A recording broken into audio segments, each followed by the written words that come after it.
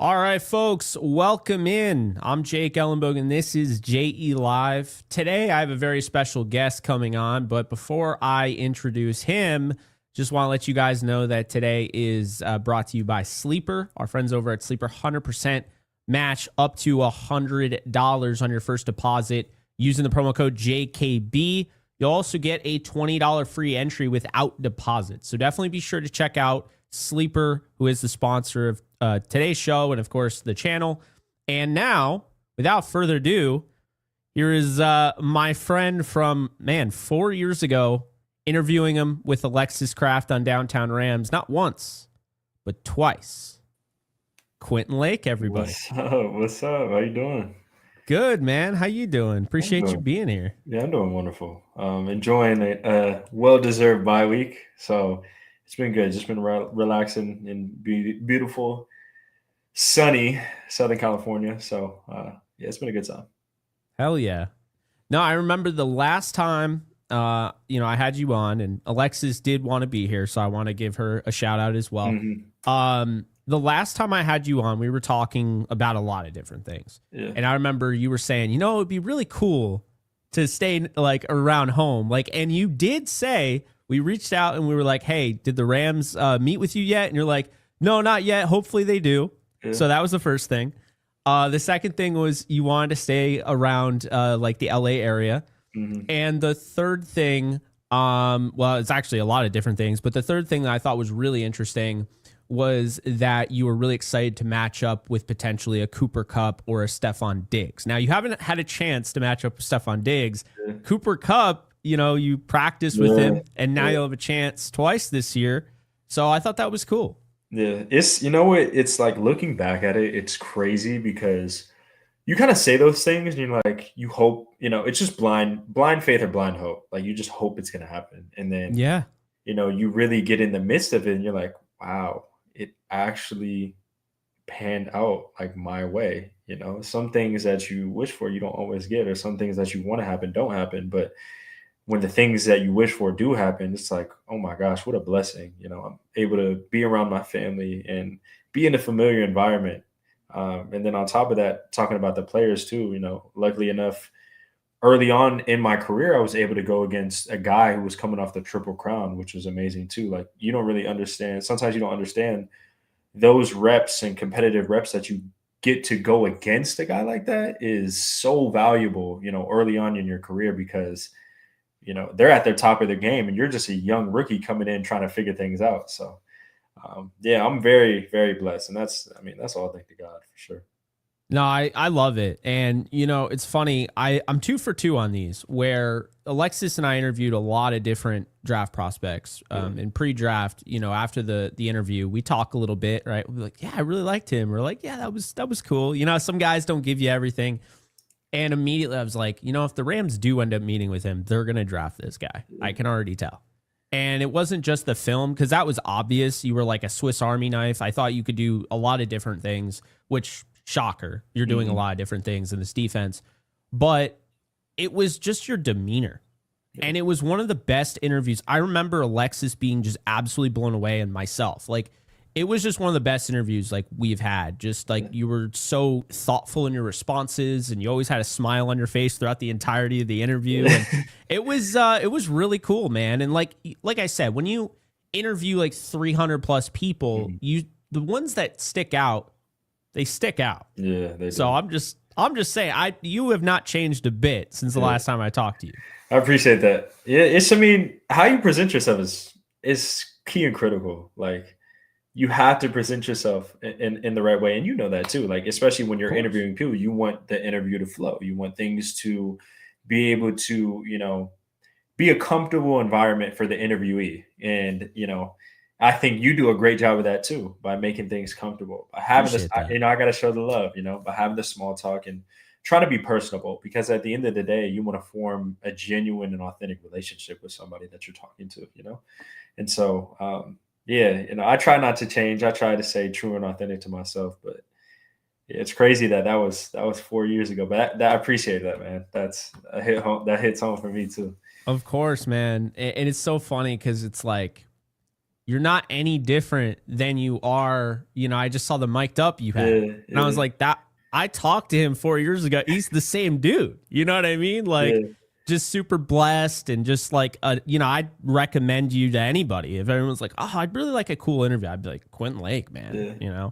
But before we get into what I wanted to ask, I didn't get to watch the full interview with you and Kay Adams, but I Mhm. saw the Majin Buu, the Kid Buu thing, and I just thought that was the coolest thing. Like that. Yeah, there we Yeah, go. it's cool. I'm a big anime person, man. I mean, I got into it like pretty late, and yeah, I wasn't into it the last time we talked. yeah, Yeah, yeah, yeah. so So, like, so what? 4 years ago, you weren't into it, and then between that span, you got yeah. into it. Okay, so talk to me a little bit about some of the things that I'll just say this, like a show that you would recommend or a show that you have loved watching recently. So my all-time favorite is Yeah, Dragon Ball Z. I've liked that since okay. I was a kid, That's a but I that's a great wasn't one. into anime, right? Mhm. So I got into anime like where I'm like watching Solo Leveling and Attack on Titan Yeah, within the yeah. last year. Oh, And I don't even that's a great understand it. start though. Yeah, I can't get into One Piece, so do Woo! not even hit me with that because No, you're there's good. no chance. But yeah, like Doctor Stone was one of them, Yeah, and that's a I great one. needed something. I needed like an outlet, like my kind of nightcap, because I was like, I'm working all night, all day. I do, the Ram stuff. I do the Mhm, Yankees stuff. I do the mhm. Lakers stuff. I do Yeah, regular NFL stuff. Like I'm doing a lot of different things. And mhm. I'm like, I need something to just like relax. And I wasn't really into gaming at that time Yeah, as much because I really haven't gamed in a minute. But I was like, man, this Solo Leveling, let's check this out. And I could not believe mhm. how good it was. Yeah, And I just think the storytelling is just what really compels me to it. I don't think there's any strings attached. It's just, your story. yeah. Like, so, It's yeah.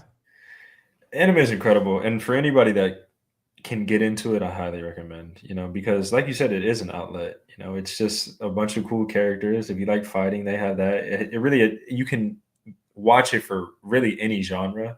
A majority of the ones the bros like and the guys like is the fighting and the crazy Yeah. animations, and that's understandable. But it's always cool, when they have characters that beat the odds, and I think everybody can relate to that too. That's like the most common theme to any anime is a guy that nobody believed in that works his way up or finds some special power that's really cool and the viewer can relate to and then ends up accomplishing your goal or whatever. I think that's just anybody, that's a heartfelt story anybody can like. Are you trying to say you're Goku? Nah, I'm not trying to say that. I mean, when you look at like Goku, you look at Naruto. I mean, if you're Yeah. into One Piece, you look at Luffy. Like, just that's a common theme in anime that I feel like is amazing in terms of storytelling. No, that's absolutely fact. But let me relate this to you because you're a 6th round draft pick, Yeah. and there are a lot of day 3 guys that don't make it in the league. Facts. And then you Facts. start off your career on the IR. Yeah. Like literally the worst. You're off to the worst Yeah. start that you could have. Yeah. The Rams, after winning the Super Bowl, after drafting you, they're not good that year. Everybody gets hurt. I Yeah. still believe you guys would have been really good, but everybody got hurt. Yeah. Then you bounce back and look at what you're doing, right? It's like that whole triumph, that story. That's why, like, I reached out to you pretty recently and I was like, man, I'm just so impressed. Like, I'm watching, I'm like, 137 is so badass on the field. Like that, Yeah. you picked a great number there. But no, I'm watching, I'm like, man, I always knew you were good. Yeah. And I liked your tape at UCLA. And I kind of viewed you as like, okay, you're underrated. I don't think you're a day 3 guy. I think you should have gone day 2, me personally. Yeah. That said, where did this like ascension into stardom come from? Because I mean, it's obviously not a disrespect here. It feels like you were like really good, and then you just, I mean, now you're second in the league in PBUs right now. Like you're all over the field. Mhm. The sack you had on Trevor Lawrence took him completely out of field goal range. It was like Yeah, 18-yard sack. Yeah. You're everywhere. So how did what clicked to get you to this point? Yeah, there was a lot. I actually want to go to something that you talked about earlier. I'm going to get to the question you just Yeah. asked, but I haven't told anybody this, honestly. Like when I was coming up and I was hurt and I was on the pup list. I talked to my dad and he's like, "Man, don't be surprised if like, this team they just cut you." Like that was like a real crazy like, dang, like, this is how cutthroat the league is. My dad's talking about like just don't be surprised, especially of a team that just won a Super Bowl. They have a lot of guys. There's a very high expectation. I was like, okay. And that kind of honestly, like when he said that, it really made me like there was a moment of like calmness. Like what you have to do now. Like there is no surprises. You already are at rock bottom. You're a 6th-round pick on a Super Bowl team who's on pretty much who's on IR. Like you don't have a lot to lose. I mean, Yeah. obviously you could be out of the league, but what like all you have to do is skin and crawl to work your way up. And it's crazy that, and I really shout out like Coach McVay because he believed in me like big time, big time. And I would definitely not be here without him at all. But in terms of the question you just asked, the ascension, I think it was just really getting comfortable in the defense, but also just getting the experience, like, and getting healthy too. It was like those 3 things, just getting comfortable to just NFL football in general, the hits, the speed of the game, all that stuff. Getting healthy because obviously, like we talked about, I was on IR, I was dealing with some things. And then the last thing was just being able to have my opportunity of being on the field. I always told myself, like, you give me a shot to be on the field, I'm gonna make a play. That was all like no matter in what sport, whether it was Pop Warner, high school ball, college, whether it was basketball when I was growing up, baseball, like I felt like I had the mentality like if you put me on the field, I am going to make a play. And that's the same mindset I have every time I go out there on Sunday, Monday, or Thursday. Like I feel like every time I'm on the field, I not have to make a play, but I'm going to. And I think that's where that ascension came from. And, sometimes it's crazy because last year I felt good. I was in the same type of mindset where I was healthy. I was, but I was so close in so many plays, like I was maybe one step behind. It was catch tackle. I was, maybe a little bit slow on a sack and, touched them instead of getting the sack. And then now this year, it's like everything's clicking, just that everything is clicking now. I am that step closer. I am reading things a little bit faster, and then sometimes, plays just fall into your lap. But yeah, that's really, really where the ascensions came from is just really just being in NFL football for 4 years now. Like you see a lot of different things and you're just so used to things, you can see it faster. So, and it showed. It's definitely showed. Oh yeah, I mean, dude, come on. you turn on the tape and you're like, Yeah. I mean, he was good before, but Yeah, who would have thought? This kid. hey, I'm Yeah. not surprised. You did, yeah, you did. Yeah, But yeah, no, I'm not at all surprised, and I will say, it's funny because basically what you just said, wouldn't you say that was kind of like your footwork, like you sped up your footwork a little bit, like that's part of it? Because guess what you said when we asked you one thing you wanted to improve on, you said footwork coming out of the draft. yeah. I just knew, technique will set you free. That's like a common thing in the Yeah. NFL. And when I was coming out, I just felt like my footwork was good, but Mhm. I knew if I could consistently do it, on a day-to-day basis and work on it, it probably put myself in a better position to make plays. And you'll never go wrong as a DB of working on your footwork, your steps, you know, any press coverage, off coverage, zone, man, like everything revolves around how quickly and efficiently you can get your foot in the round and get out of your break. Um, and so I'm glad, like I still work it every day in practice. It's you always have to. You can't get. Kobe said this. You cannot get bored with the basics, and the basics for me, which I always wanted to improve on, like I talked about when I was coming out, was footwork. So every day, every day. I see it. Yeah. I definitely see it. I mean, to be able to play the position that you're playing, because you're essentially taking over. You're taking over for Jalen Ramsey. I mean that's what you're doing. Yeah. Because this was the Ramsey role, and it's not easy to fill it. It's really not. And so to have the versatility that you have, it's not just to say it on a sheet of paper, to write it in an article, to say it in a video. I mean, it's to actually go out there and do it, and you do it on a consistent basis, and it makes everyone around you better, which has been really fun to watch. So what's going on? Like, tell me, what are you up to during the bye? Because I mean, you just it was absolutely insane how much traveling you just had to do, like in just a short amount of time. So how have you been, I guess, decompressing like throughout the bye? Yeah, I mean, just relaxing. People, sometimes they take vacations or go back home, but luckily enough, I don't gotta go. I don't have to go anywhere. I've just been relaxing, hanging out with my girlfriend, just really enjoying this Southern California weather. Trying to get my body and mind back right into my rhythm and routine, because being over on the East Coast for that long was kind of crazy. Can you still hear me? Yeah, I see you. Okay, cool. Yeah, being on the East Coast that long was, um, it was kind of tough on the body, because you got to get used to the time change.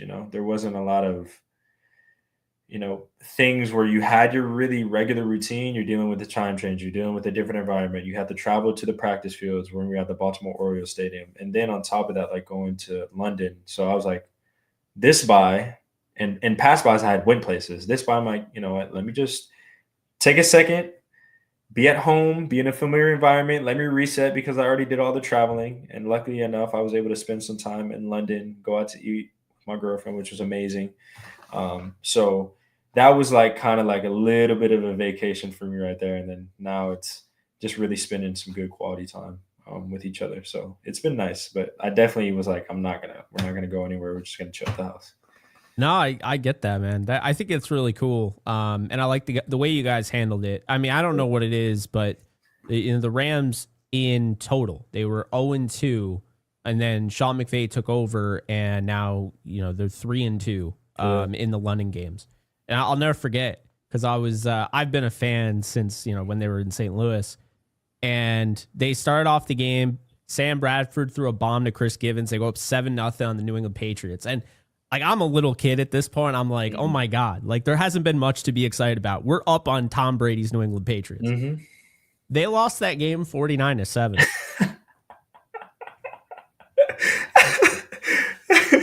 That's crazy. You're like, yes. You're like, yes. No. Exactly. Right. So I'm just enjoying the ride now, especially because I remember when McVay was hired.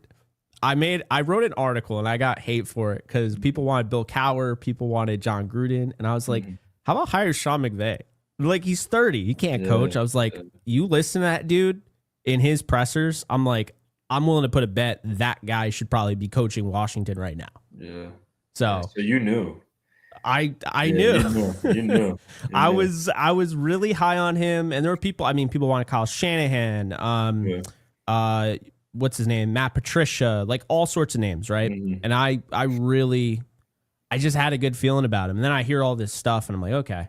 I didn't have that much intel. It was just kind of like I saw some pressers, and I was like, yeah that guy. So no, it's been fun to watch you guys, especially you're 5-2, and I'm gonna say it because I know you're feeling it. You should be 7-0. Whew. I agree. First of all, I agree. We talked about it like throughout the bit. Those are two, like, obviously as a fan, those are, but even as just inside the building, those are gut-wrenching losses, man. Yeah, because you just losses. They're like the resume is really good, but it's also like, man, I can't take much more of that. Yeah, like not to lose like that, Yeah, no. The losses really that hurt more. Like if you get blown out, okay, you just played bad. Yeah, but in the other games, it's like Eagles game, in the 49ers game, you have every chance to win the game. We controlled our own destiny. That's what I'll say in those games, and obviously it didn't go our way, which is okay. And you sit back and you think, well, the only team that has beat the Rams is the Rams. If you think about it, I've been saying it for weeks. Yeah, the only team that has beat the Rams is the Rams. But at the end of the day, you have two losses. You have two losses that show up. So you want to say, like, you can say, oh, like, are those can you learn from them? Of course. Like, would you want them to change? Of course. Did they though? Like, did it happen? No. But at the end of the day, you can sit back and say, we have been through way worse. The last 2 years, we were 3 games behind going into the bye. Well, I And was now gonna we're get to that, Quinn, and then you cut me My off. bad, No, my I'm bad, my kidding. bad. But it's just we've been able to, luckily enough, Mhm. we've been able to come out of the games that we have lost and not made it 2 in a row. You come Yeah. back, you say, man, that sucked, that loss sucked, but how can we focus and put our attention to these other games? And when we're so used to handling adversity now, to at this point, it's I have so much confidence in the guys to be like, we're gonna pick it back up when adversity hits, and be able to charge through it and overcome any obstacle that's in our way. Yeah, no, I hear you. And I mean, yeah, obviously sore subject. I get that. Yeah. I think the one, and call me crazy because I went to the 49er game. The Uh-huh. Eagles game is the one that bothers me the most. Really? Yes. Because Really? That one bothers you more than I swear to God. And I was watching that on TV. I wasn't Yeah. actually there. I didn't fly 3,000 miles out to watch it. Yeah. The reason why is because I wanted revenge on the Eagles, because you guys literally, like, I'll say it, you guys outplayed them in the playoffs on their turf in the freaking snow, which you guys are not privy to in LA.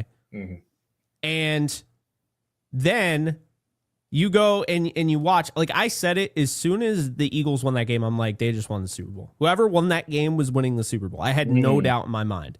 Because, Commanders fans will say, oh, yeah, well, if the Rams had only won, we would have beat them. And no, you were not beating them in SoFi. You were not beating them. I don't care. You had no offensive line. Yeah.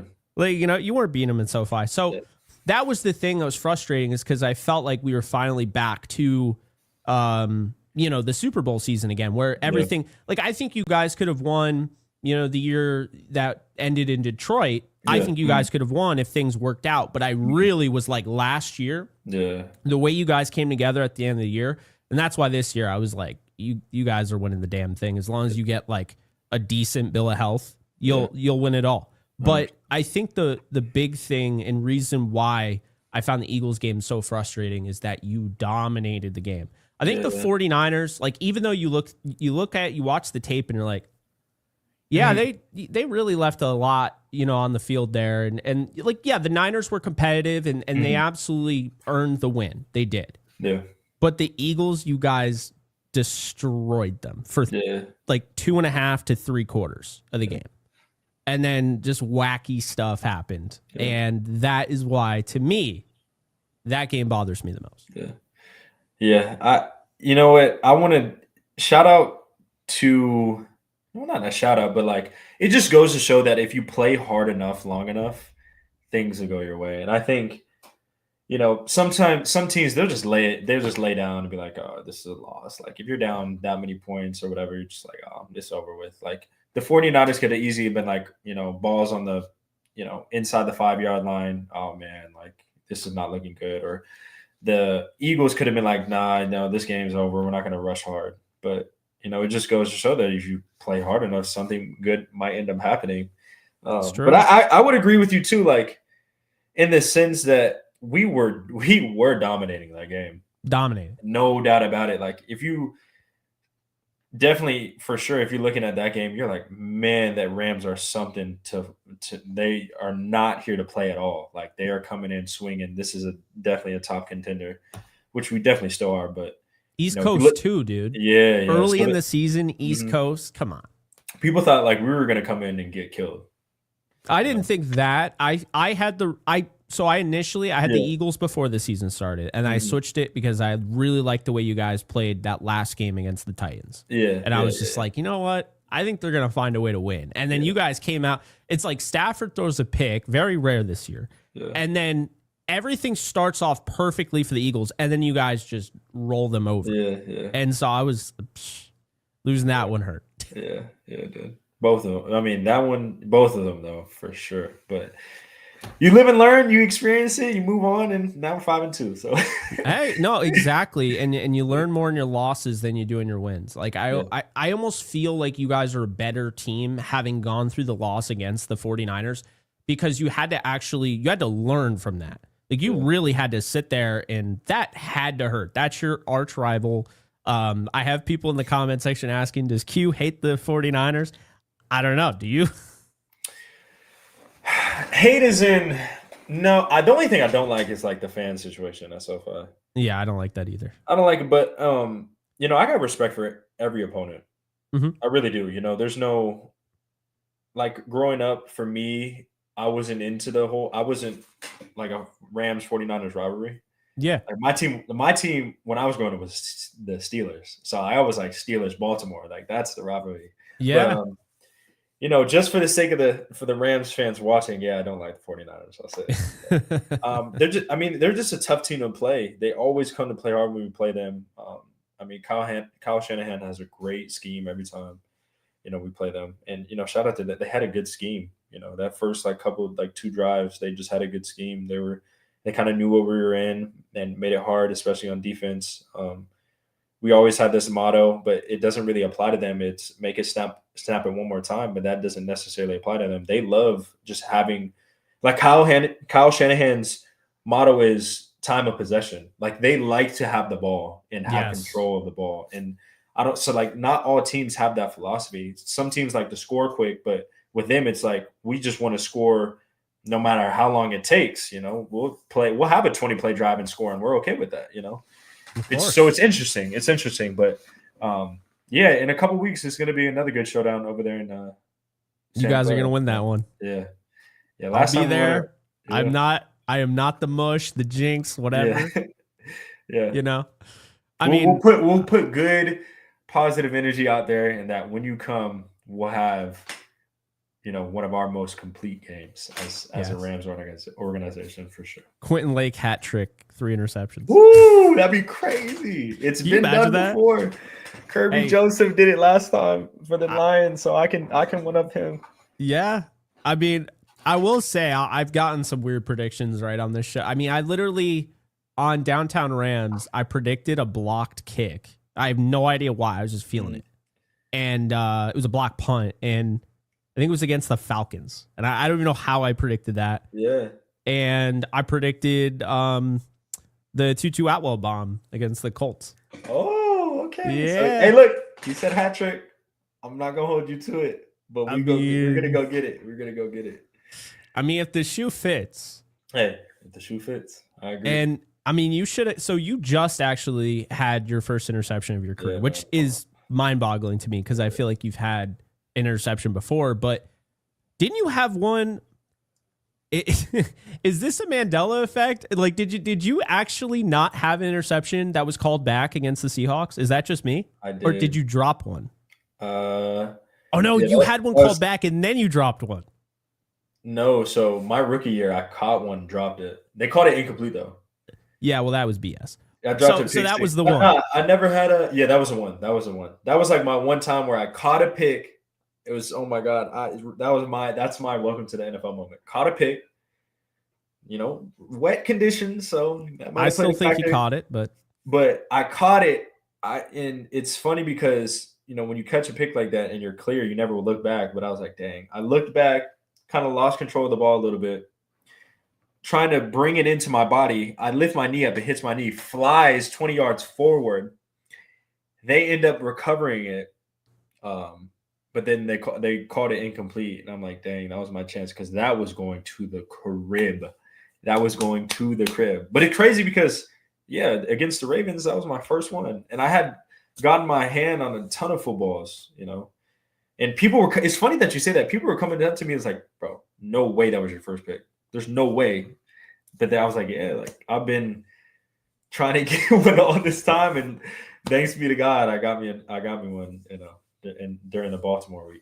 You could see it through the TV screen, how important that was to you. Yeah. And you're a team guy. Like, you're not like an individual accolades guy. I'm sure if I asked you the thing, I forget who asked, it was Cam Newton. And it was like, would you rather be defensive player of the year? Or in his case, would you rather be MVP?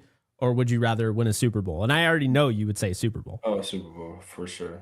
Yeah. So that says something, though. Somebody that, like, you're all about the team, and that interception meant something to you. And I get it. I was surprised, too. Like, they said it on the thing, and I was like, Man, I know my stuff. You know that. But I was even like surprised that was your first. Yeah. I was like, wait, really? I was like, yeah. And that Seahawks game, I have all sorts of feelings about that Seahawks game, so we won't get too much into that. Yeah. But what is the feeling right now in the locker room with this team? 5-2. You had just mentioned, you guys got off to slow starts the last 2 years. And then you've been one of the hottest teams the last 2 years in second half of the season. I mean, just the way you guys have played, it just all comes together. But you're already at 5-2. And if you didn't know this, the year they won the Super Bowl in 2021, they were 6-1 through 7 games. So you're not that far off. And you should be 7-0, as we talked about. Yeah. So that said, what's the feeling maybe coming out of this bye and in the locker room right now? Yeah, the feeling's great. The feeling's really good. I would say this is nobody is complacent right now. Everybody wants to still prove something. And I don't like personally, we as a defense, and I know it's the same for the offense, still feels like they haven't been able to play their best ball. And it's interesting because we've had games where we played really well on both sides, but it's still not enough. So everybody's hungry. And I know the guys, to the left and right of me in the locker room and, really everybody in the whole organization, there's still so much left on the table. And I think everybody's still hungry. And we do, you look at our schedule, we have a tough stretch. And the best ball that you need to play is in November and December. And I feel like there's no doubt in my mind that, we're going to be able to do that. Just because now things are starting to click, you look at last game, Stafford was, spreading the ball around to everybody. You look at the defense, we were doing a shutout until the fourth quarter. So things are starting to really, really line up and go into place, but it's just how can we maintain that level of play, really for the rest of the season. Yeah. I mean, I get that. And I think, again, these experiences, I just don't think other teams had these experiences that you guys did. I mean, I look back at the Lions game last year, week 1. And I know the Cardinals game, we don't talk about the Cardinals game. That's just, you throw that tape away, that's not representative of what you are. But the Lions game I thought was so impressive and just blew my mind because you guys were like heavy underdogs in that game. Heavy underdogs. Yeah. And that's a game you guys outplayed them in their home. And I know that's how it came down. You guys were gassed. You'd been on the field the whole game. And then he just goes down the field, David Montgomery and whatever. But I was just so impressed with the way you guys played right away. I called it an inspiring heartbreak. And I was like, I really don't think people realize how good this team's going to be. Yeah. Because it was the whole Aaron Donald had just retired. How good is this defense really? We're about to find out. And we found out. And it's nothing against AD, but I mean, you guys have like reinvented your defense, your philosophy, your identity, I would say. So explain to me how you guys did that, because I would go on record saying he's the greatest defensive player ever. And maybe he's the greatest player we've ever seen. Maybe the most dominant player we've ever seen in football. Yeah. So how'd you do that? Yeah, a lot of it was just, like you said, finding our identity. I mean, I had the opportunity to play with AD for 2 years, and I would say the same. One of the most dominant players I have ever seen in my life. On a day-to-day basis, his work ethic. There's so many things behind the scenes, and that's a story I could tell for another day, but he is one of one when it comes to his work ethic, his mindset and mentality. I truly believe if he wanted to come out of retirement, he'd still be as dominant as he has it. He has that it factor. But then you lose him and the headline was, what is this Rams team going to be like what is this Rams defense going to be like without Aaron Donald? And like you said, people found out, and we stopped that narrative it was week 3. That was done. They were like, oh man, let's watch out for this young Rams defensive front. Jared Verse was going crazy. BY was having a great season. Kobe Turner, Fisk, they all, took it upon themselves to make names for themselves, and that's what it cut off the whole what is this Rams defense going to be like without AD. And on top of that, first year coordinator last year, Chris Shula, like he had to kind of understand, okay, what am I working with? Like, who are the guys I'm working with? Because when you got a first time coordinator and then you got a lot of high talented rookies, you're like, okay, now I need to figure out how can I play chess with these guys, and now you're seeing it. Like, first year was great. I thought we were coming along, especially second half of the season. But now, like, Coach Shula's he's now really melding with the guys, and now he has a year under his belt, and he's with same system, and all that stuff. It's been good. It's been fun. The play out there and the tape doesn't lie of what we can do. It's just a matter of can we do it consistently, and we have been. And it's been fun, being around a group of high talented guys like that. We found our identity. We know exactly who we are, and now we just take it upon ourselves to go out there and give offenses hell every Sunday. So it's been a good time. No, it's been a lot of fun to watch, and it's really cool because it kind of reminds me of like how the running backs have been with the Rams. I mean, you go from like Dickerson, and then eventually you have Falk, and then you lose out on Falk, and now you have Steven Jackson, and then you have Todd Gurley. It's just been nonstop. Now you have Kyron. And I felt that way about your defense, kind of like reinventing. I mean, we went from Aqib Talib, Marcus Peters, having Ndamukong Suh, and then you end up having that iteration of Von Miller's in the play, and now all of a sudden you guys are just reinventing yourself with Verse, and Byron Young is taking. Speaking of another guy that's taking another step, I mean, you both are on like the same path right now. It's kind of it's cool to watch, But no, I hear you, and I think it's funny because I'm starting to notice it because obviously the Dolphins aren't very good this year. And everybody on my feed, like, I don't know why I have a bunch of Dolphins fans that I follow. I don't know. I followed them. It's the same way on my Twitter too. They're all pushing for your guy, Chris Shula. I mean, really? It makes sense because that makes so much sense, though. I thought about that too. That's funny that you said. I was like, wouldn't that be crazy? Yeah. I mean, not that I'm trying to take away your defensive coordinator, but let's be honest here. NFL decisions aren't going to be made by watching JE live now, are they? So, but I mean, as far as he goes right now, what kind of qualities, like being around him, do you think he possesses that would have him in that conversation to be a head coach? Yeah, there's something about people, coaches and players alike, that if they have a little bit of NFL football lineage, there's something to them. You look at the guys that have had fathers in the NFL or have just came from a football lineage, like same thing with Coach McVay. I think it was grandfather. GM, my dad, Pat Surtain, Asante Samuel. Like there's something about that. The list goes on and on and on. J.C. Horn. Like it's interesting, and I think the same narrative could go with Coach Shula. He's been around the game so long, just been a football junkie for so long, and then really just his qualities. He wants player feedback, and I think that is so important as a coach. It's how can I still instill the standards and the values that I have as a coach, but at the same time, I'm always hearing, okay, what valuable information can I get from the players? What are the players seeing? Because at the end of the day, they're the ones that are out there. He does a fantastic job of doing that. We all rock with him because we know how much the game means to him.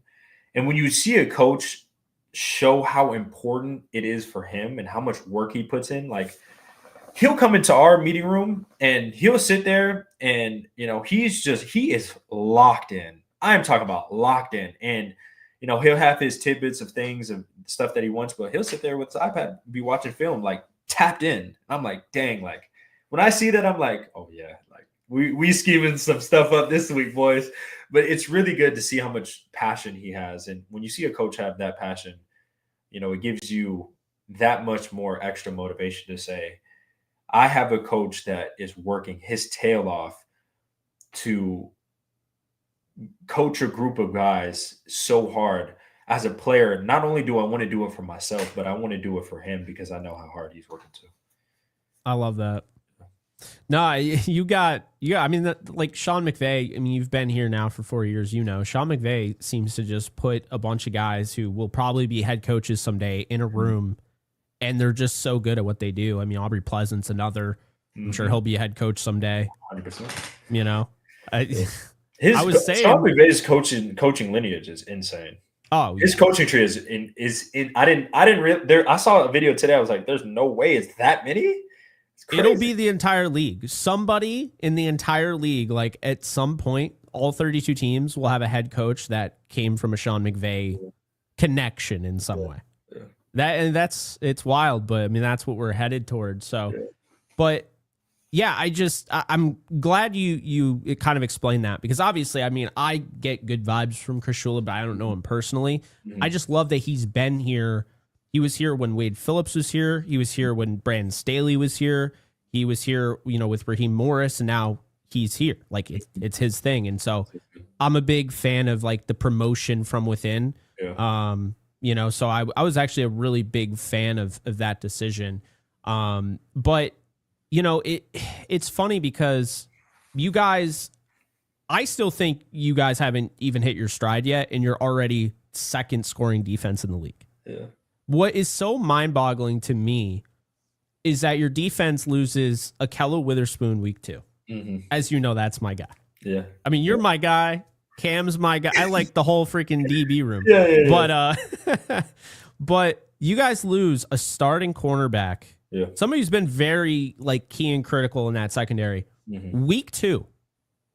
And here you are. I mean, it makes me wonder what the hell is the defense going to look like when Kello's back. Yeah. Because then you have that matchup against an A.J. Brown and like the bigger receivers, right?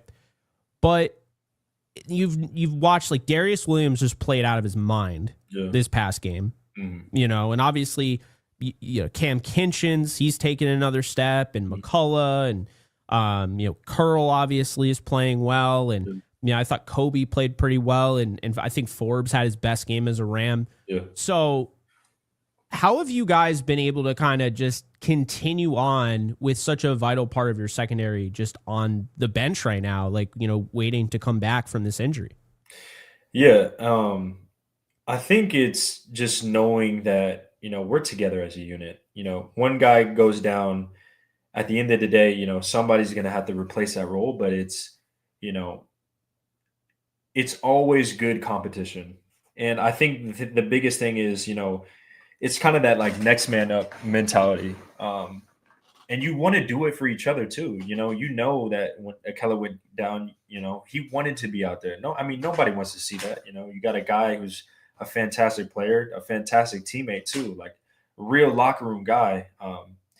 And at the end of the day, when he goes down, you want to go out there and do it for him. And I think the guys that have stepped in have done a fantastic job, and they've really just been getting better and better each week. When you have guys and you're rotating guys and you're trying to figure out, okay, how does this work? You need the playing time to do that. And I think that's what we just been able to, what is it, 7 games in now, we played enough football where we kind of understand, okay, I know what you like, you know what I like, I know how I'm going to communicate to you. And that's when, stuff is clicking. And I think that's just to show, like, Emmanuel had a great game. Kobe's been playing well. D-Well, like you said, been playing out of his mind. So, as long as we can keep that connection, especially as a secondary together, and say, hey, I'm rocking with you. I'm going to do everything I can to, communicate, to put you in the best position, and just know, I'm here. Like, and I said this earlier in OTAs and in training camp. Every guy that we had, Akello included, in the secondary had nobody believed in them. They're like, we don't have these crazy names, we don't have anybody on the secondary that's like, oh, I know him. Like, if you were asked anybody like, oh yeah, I know who that is. Like, we don't really have any, but everybody has something to prove this year. And you can see that, like, we are going out there and we are so connected because we know we are a pack of dogs that are not fed, and we are trying to eat. We are trying to eat every Sunday. Like, and it goes from the safety room to the corner room too. Like, every guy has something to prove. I mean, you look at everybody's story. D. Will undrafted, me 6th round pick, Cam Curl 7th round pick, Jalen McCullough undrafted, Jacoby Durant. People were calling him undersized. Like there's so many storylines where we're just so hungry because there just nobody really truly believed in us and we have something to prove. So it's cool to see. And when we get a Keller back, no doubt we're gonna welcome him back with loving and open arms. And he's been great. Even the time that he hasn't been out on the field, he comes into the meeting rooms, is giving us great insight, seeing how our bodies are moving, what we see. And that's valuable because he's been in the league so long, and he's seen so many different things. And he's played against so many great receivers and all that stuff. So that's my guy too. Like a guy I always count on to, shoot it to me straight, but at the same time, have that football dialogue of, what do you see? What are you seeing? How would you play this? And we talk about that all the time. And so that's why when I got my sack, that was one of the first guys I went up and talked to. I saw that. Yeah. I saw that. So it's cool. I mean, I love him to death, man. Like he's a fantastic human being. No, he's really cool, and you can just tell. Like, I mean, I've gotten to know his dad pretty well, and you could just tell he comes from the background and everything. And I absolutely hated when he went down. That hurt. I was really pissed because it was like one of those like meaningless type of plays where like he's coming up and then just bashes his shoulder, and it's like you do that 99 out of 100 times and probably nothing happens, but that one time you just happen to be in a position where and that's just how injuries happen. But you're a 2-time captain now, Q Lake. 2-time. You got 2 stars. We got to get you that gold C. That's what we got to get you. And we got to keep you like in a Rams uniform with that gold C on. Yeah. So I'm really hyped for you because man, 6th-round pick to this. Did you expect your career to go down this way? I mean, like, has anything surprised you, or were you kind of like, yeah, this is absolutely where I expected to be at this point? No, I feel like I'm still way, way far from where I can be. Honestly, like that's the mindset that I have. I always told myself, and I keep telling myself each and every day, why not me? Why can't I be one at the top of my position? Why can't I be Pro Bowl, All Pro? Why can't I do all these things?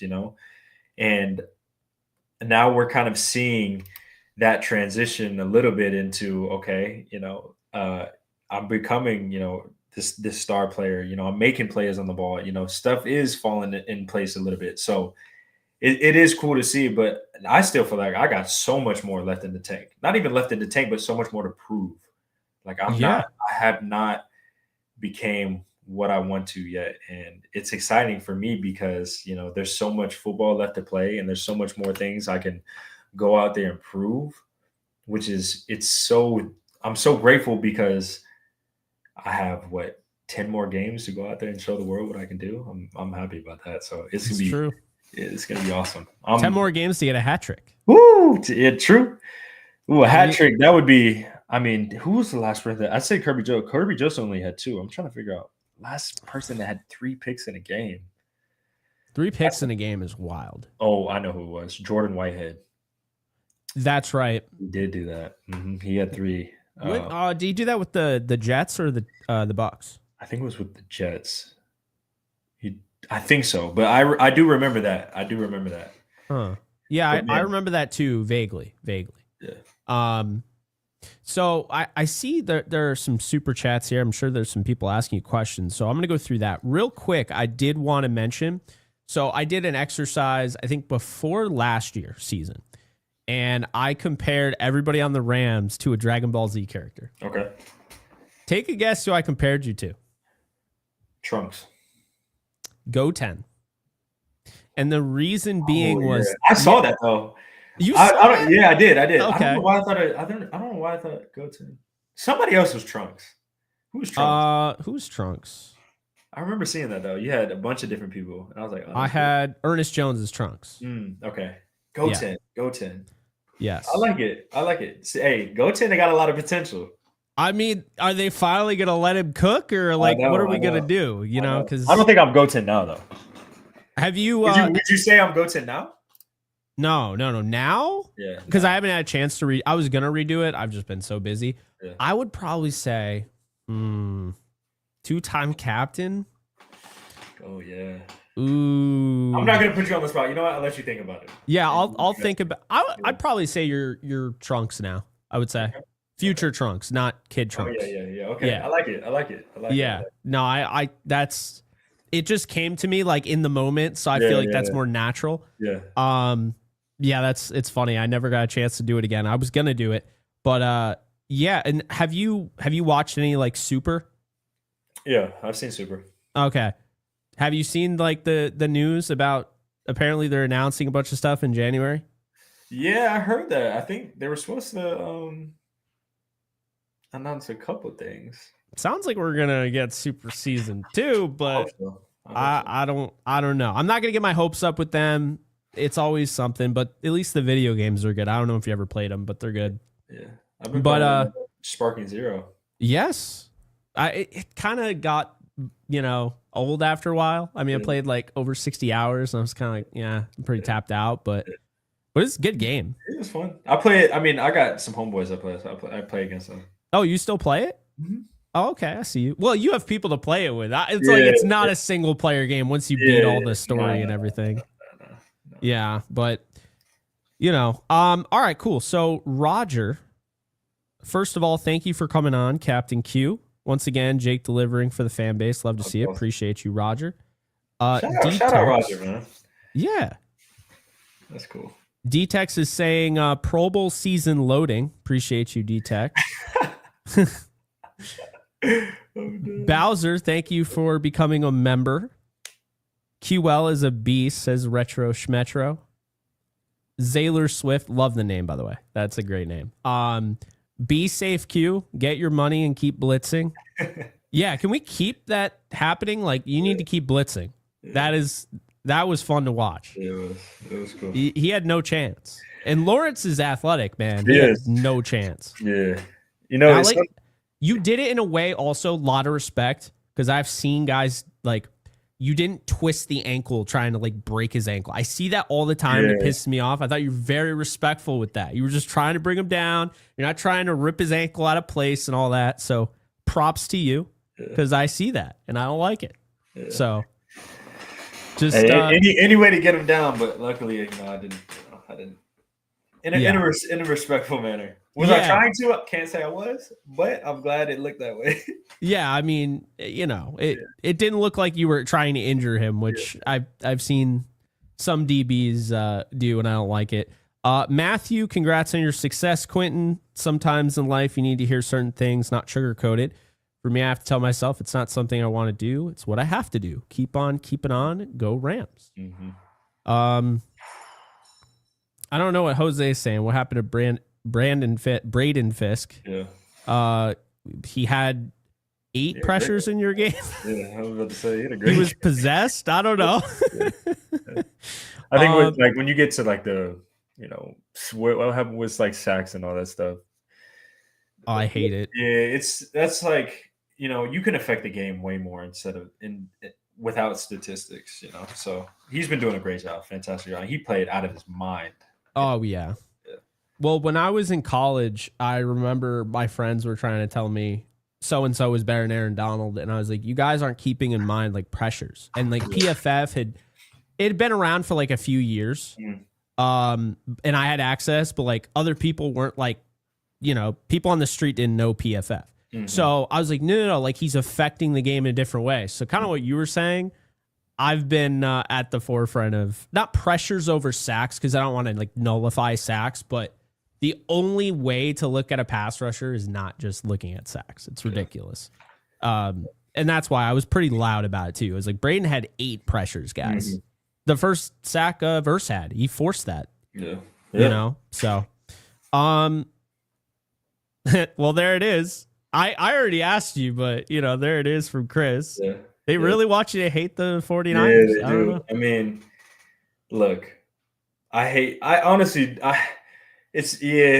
some stinky about them. But at the same time, as much as you don't like an opponent, you might not like them, but you got to respect them. It's true. It's interesting because that hate hate's deep. I'm fairly new. and I've experienced it because of my 4 years at the Rams. But it Yeah. was that thing goes back what to the 70s, even before that, maybe. It's weird because most of my childhood, it was the Seahawks. And I'm not saying that the Seahawks were anywhere near on the level of the 49ers. So calm down in the comment section. That's not what I'm saying. But the Seahawks were like that. They were like the cockroach with like the end of the world, how a cockroach would outlive anything. Mm-hmm. They don't die. Under any circumstances, their worst year will be 7-10. Which is literally what we just saw. Like like they don't have one of those seasons where they're drafting number 1 overall. Yeah. And so that was why I was like, back when they were in St. Louis, it's like Seattle, they beat the Rams in 2010. Mm-hmm. That was like the closest we had been in years, like to actually make the playoffs. And that was the year Marshawn Lynch had like that crazy run. Oh yeah. They hosted a playoff game at 8-8. Like, that's how bad the NFC West was then. People forget how bad the 49ers were for like the longest time. Yeah. So, yeah, I mean, I don't like them now. I would say the Eagles are starting to get up there as far as teams I hate. Yeah. And the Lions, I would say. Yeah. It's just those fan bases, like 49er fan bases, they can just sometimes be a little brain dead. Same with the Eagles. But the Eagles is like their own community because they're going to hate or love regardless. It's true. Like, it's not like they ride. Like, it's funny because like the fans like ride for each other. They don't care about the players sometimes at all. Like the 49ers, they're always gonna respect CMC and Brock, and like they always show love. Like, even if guys aren't playing very well, or they might not know Tatum Bethune like I do, but but like even if the Eagles are playing good, there's always some like fans have something to say. And Detroit is, you know what? I haven't really experienced too much of Detroit's fan base, but like, I didn't like how they were cheering when Stafford went down in the playoffs. Yeah. See, I didn't like that either. I was like, you guys are kind of messed up because Stafford was the best thing y'all had for many, many years. So and you guys cost him a chance at. I mean, who knows? Like, he could have played until he was 45 if he didn't start it in Detroit. Yeah. My thing about that, too, is I was like, I was hoping that the fans were going to, like, give him a round of applause and a standing ovation. I was expecting that. But then they came out and booed. I said, oh.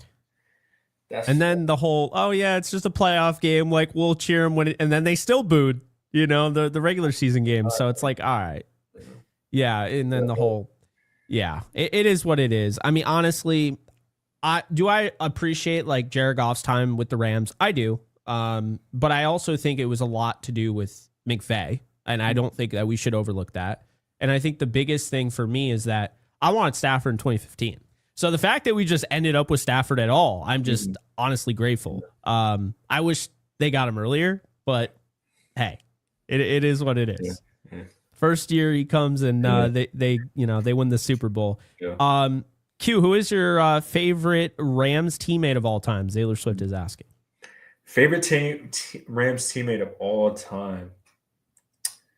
Man, there's a lot of good options. The word usage is funny. Could have said the last 4 years of all time. Quentin Lake's a 14-year vet. Yeah, all time. I've had a lot. I would say, man, it's a lot. I gotta show love to the whole DB group.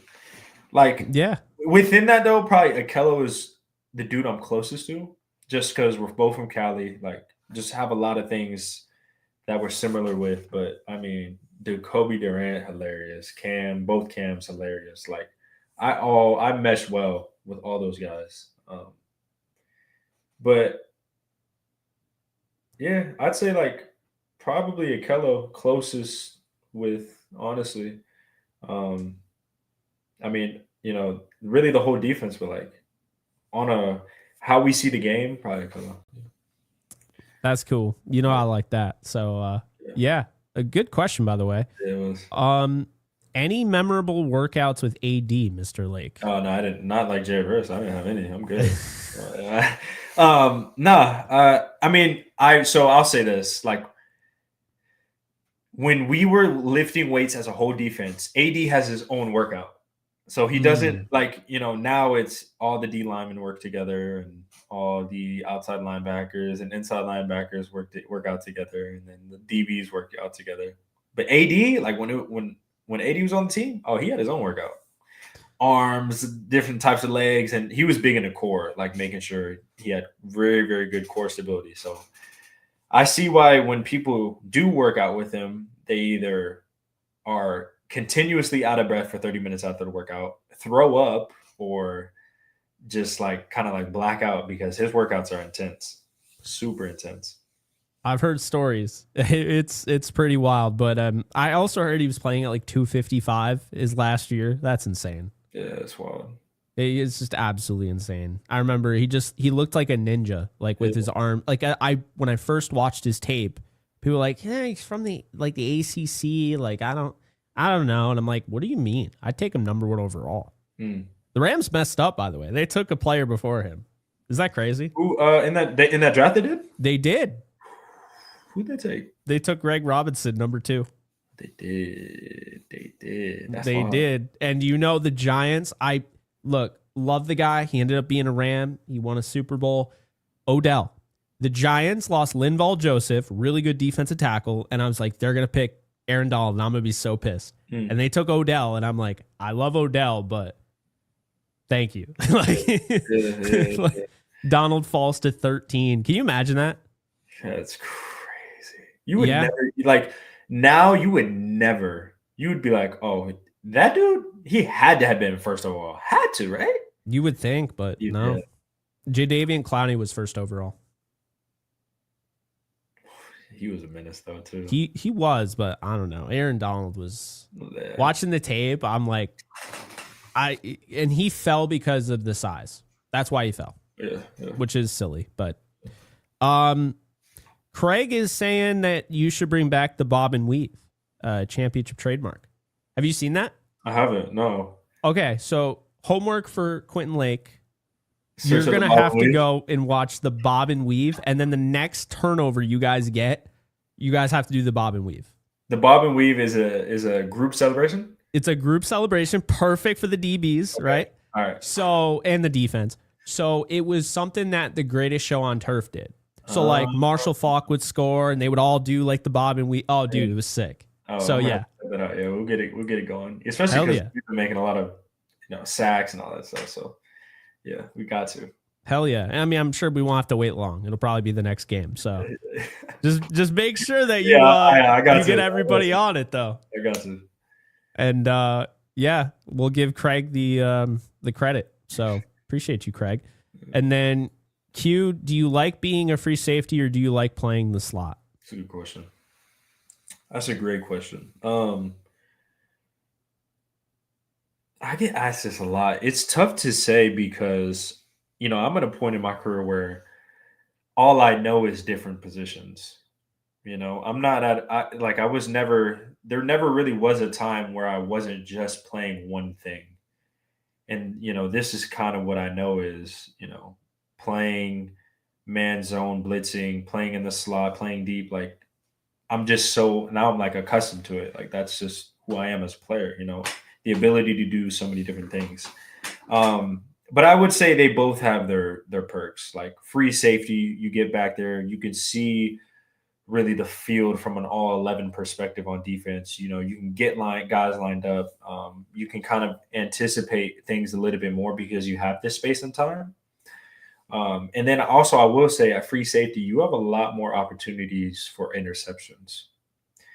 Guys who really lead the league in picks are free safeties, tips, overthrows. You just have a lot more opportunities for those type of plays.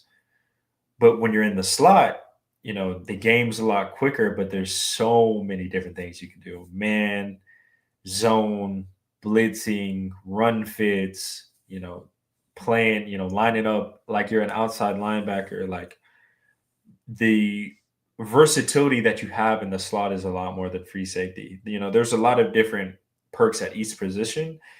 But what I know is really like playing in the slot and playing, those different positions rather than just being a true free safety. So I can't really say which one I like more, but right now I'm loving the slot. I like where I'm at. I like you in the slot, but I think you could play either. Yeah, I just think and how quick like the trigger is now for you. yeah. I think the slot is perfect. I think it would be you'd be leaving meat on the bone if you, I mean really you'd just be leaving meat on the bone if they just played you in one spot in general and just didn't like give you an opportunity to move around and whatnot. Oh, I forgot to ask you, who's the toughest matchup that you have had this year? Or excuse me, not this year, your career. Toughest matchup I've had. I would say I've had a pretty good amount of matchups, and I'm gonna have a pretty good amount of matchups. Yeah. I didn't have a lot against this guy, but I would say AJ Brown. Okay. I said so I was going to previously. predict Amon-Ra St. Brown. Previously, I had said that. Yeah. Just because he knows me well, I know him well, Yeah. and so I've gone against him a ton of times. I've studied film on him a ton of times. When I was in college, every day I would go one on ones against him, or not in college, in high school, every day I would go one on ones against him. Um, but the thing about AJ Brown is that dude is built like a tank at receiver, and he is strong as hell. That dude's strong. Oh, So he's a tough matchup. St. Brown, same way though. Kind of like Bulldogs out there playing receiver, but smooth with it at the same time. Um, I haven't gone against Jamar Chase. I haven't gone against Justin Jefferson too many times. Man, those are both fantastic players. Tyreek, nobody plays him. You don't really play him man to man. You play him cover two or two yeah. man. Like you're not really playing him. No one like you'd kind of be dumb if you did that. I'm not gonna Yeah. lie. CD was a good matchup. He's a great player. Yeah. Devontae too. I like people. Yeah, I mean JSN too. That was actually no. That wait.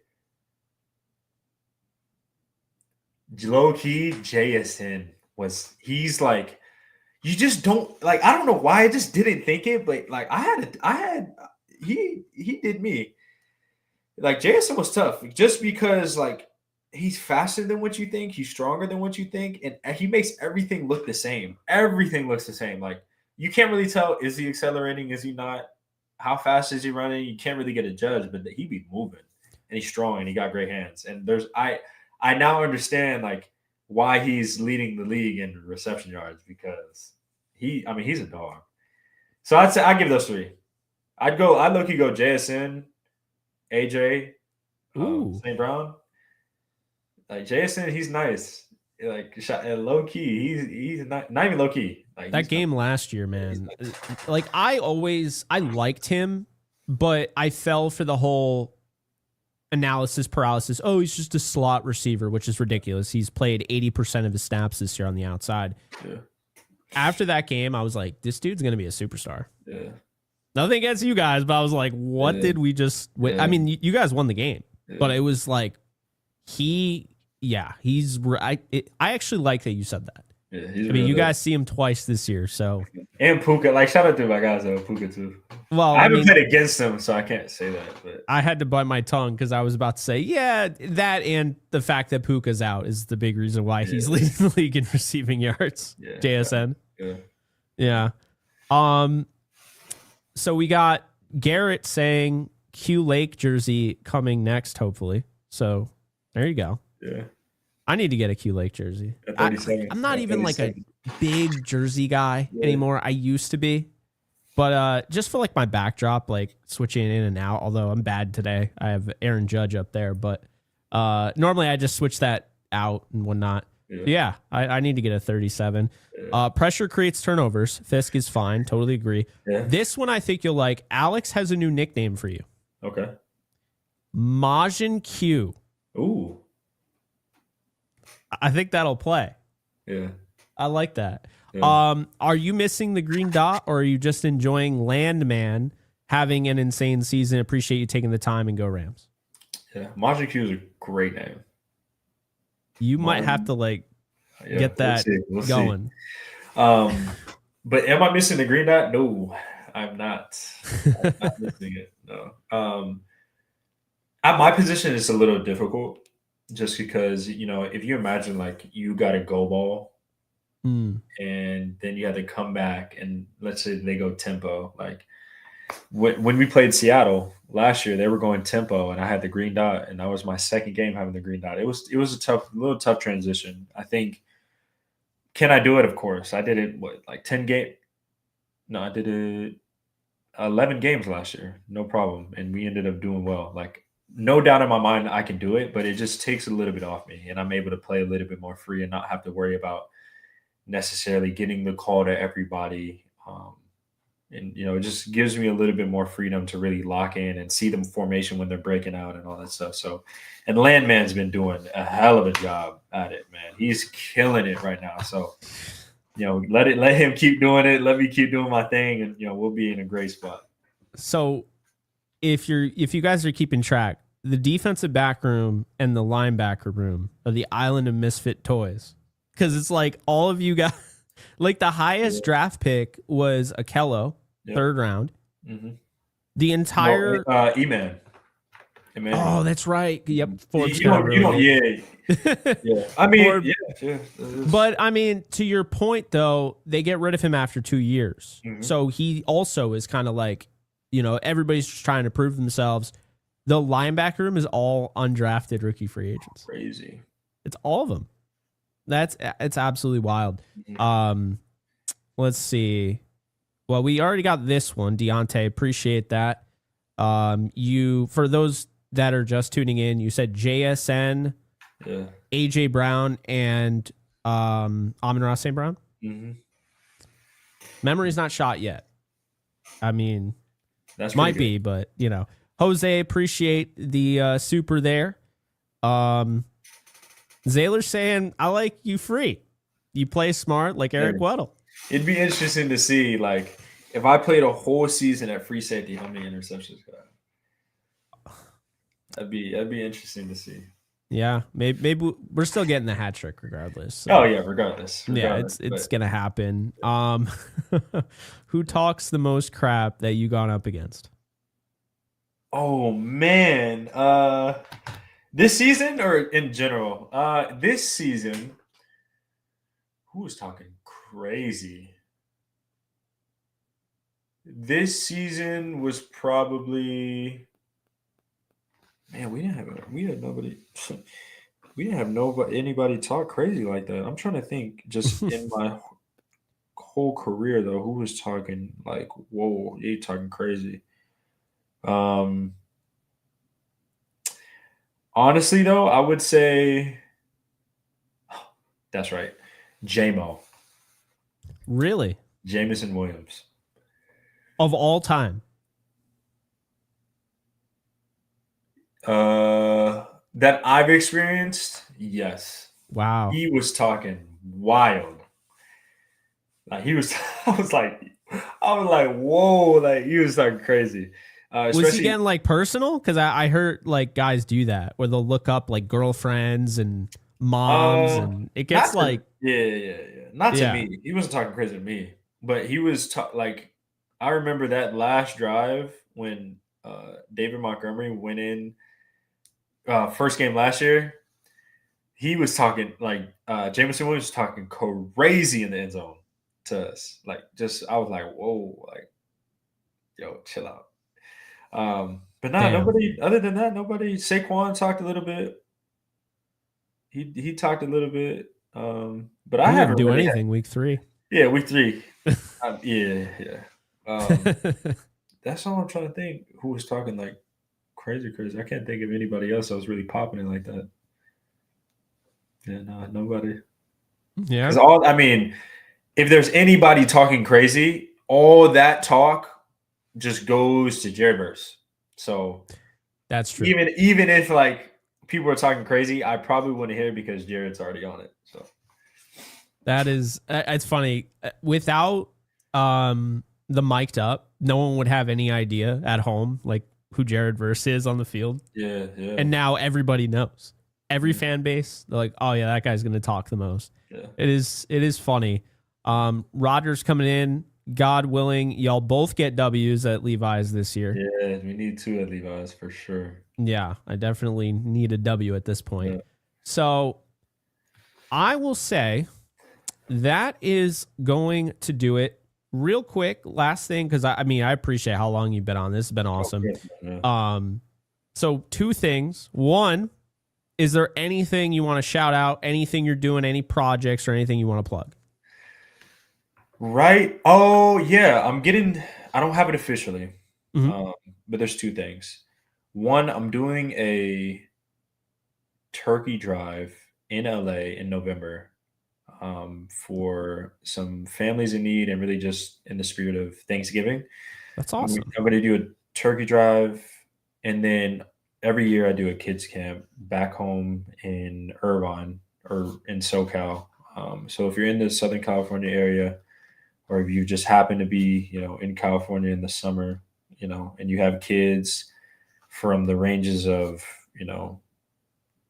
elementary to really like kindergarten to K through 12, like come to my kids camp. This would be my 4th annual, right? 4th. Yeah. This would be my Wow. 4th annual kids camp. So yeah, pull up. We enjoy it. It's a great time. It's about an hour and a half. Just enjoy the time with the kids, share the experience of football, which has taught me so many things, and just spreading my knowledge and my enjoyment for the game to everybody else.